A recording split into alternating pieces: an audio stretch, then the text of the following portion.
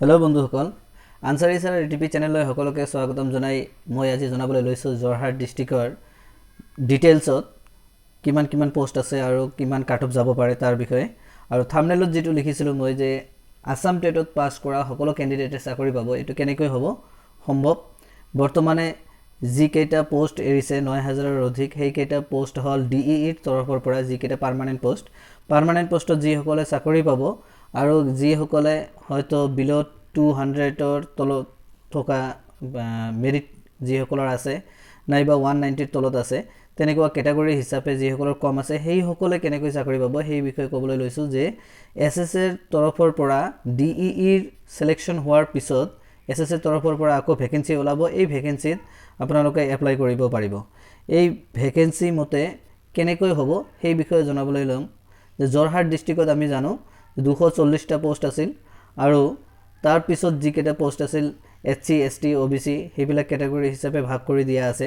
তাৰে ভিতৰত last year যেটো গৈছে final selection of regular teacher of LP school under DEE Assam, এটো যোৱা বছৰৰ 4 ফেব্ৰুৱাৰী তাৰিখত এটো সিলেকশন লিষ্ট দিছিল। ইয়াৰে সিলেকশন লিষ্টত আমি দেখিবলৈ পাইছো ইডব্লিউএছৰ যোৰহাট ডিস্ট্ৰিক্টত যি কেইটা পোষ্ট আছিল টোটাল 16টা পোষ্টৰ ভিতৰত হাইয়েষ্টত আছিল 198.750 আৰু ইয়াৰে তলত যিখিনি আহিছিল 16 নম্বৰত আমি দেখিবলৈ পাৰিম যে 16 নম্বৰত আছিল 195.100 অৰ্থাৎ 195 কাট অফ গৈছিল। এইবাৰ যিখিনি ভ্যাকেন্সি আছে ইয়াৰ বিষয়ে মই জনাম একেবাৰে শেষত যে কিমান কাট অফ গলে হয়তো পাব পাৰে, কিমান নম্বৰ মেৰিট থাকিলে পাব পাৰে।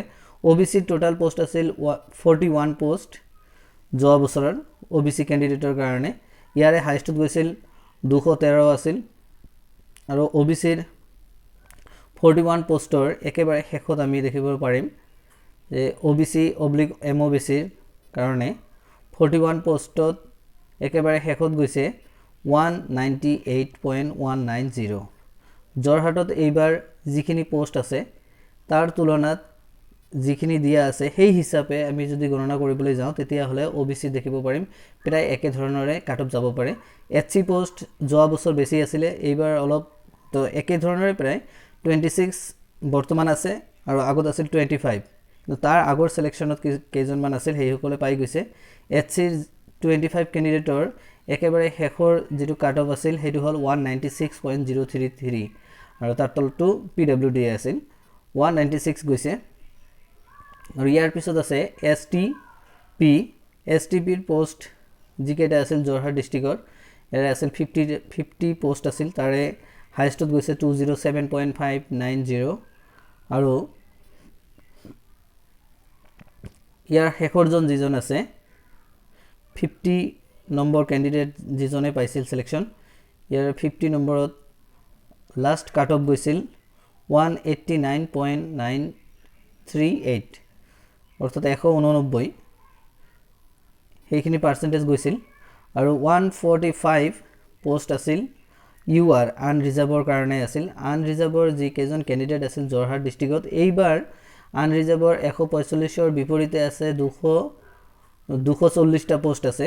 240টা পোষ্টত হয়তো আনৰিজাৰ্ভৰ কাৰণে বেছি কাট অফটো নামি আহিব পাৰে আৰু ইয়াতে হয়তো ওবিসি ক্যান্ডিডেট যিসকল আছে সেই সকলেও হয়তো আনৰিজাৰ্ভৰ কাৰণে এপ্লাই কৰিব। ইয়াতে পিডব্লিউডি এইখিনি বাদ দি দেখিবলৈ পোৱা গ'ল যে 198.757 অৰ্থাৎ 198 গৈছে। এইবাৰ কাট অফটো হয়তো অলপ তললৈ নামি আহিব পাৰে, 190 মান লৈকে আহিব পাৰে। সেইখিনি একেবাৰে শেষত আমি এবাৰ ক্যালকুলেশনটো চাই লওঁ। যোৰহাটৰ কাট অফ এলপি মোৰ মতে এনেকুৱা হ'ব পাৰে, ইউআৰ যিকেইটা আছিল 240টা পোষ্ট আছিল আৰু যোৱা বছৰ আছিল 145টা, কাট অফ 198.757 গৈছিল। ওবিসি সেই কাৰণে এইবাৰত তেনেকুৱা 193 94 পৰ্যন্ত যাব পাৰে। ওবিসি আগত আছিল 21, এইবাৰ 41 হৈছে। 198 যোৱা বছৰ আছিল, এইবাৰ হয়তো 190 লৈকে আহিব পাৰে। এসসি 26 আছিল, আগত আছিল 25, কাট অফ 196 হৈছিল। এইবাৰ তেনেকুৱাই হ'ব পাৰে, 192 93 হ'ব পাৰে। এসটিৰ কাৰণে 189 আছিল, এইবাৰ হয়তো 185 লৈকে যাব পাৰে EWS 24 আগত আছিল 16 195 কাট অফ গৈছিল এইবাৰ হয়তো 191 2 এনেকৈ হ'ব পাৰে আৰু টোটাল কাট অফত দেখা যাব যে PWD ৰ কাৰণে 182 হ'ব পাৰে তো চিন্তা কৰিবলগীয়া একো নাই সকলোৱে হয়তো চাকৰি পাব পাৰে থ্যাংক ইউ ফৰ ওয়াচিং আৰু ভাল লাগিলে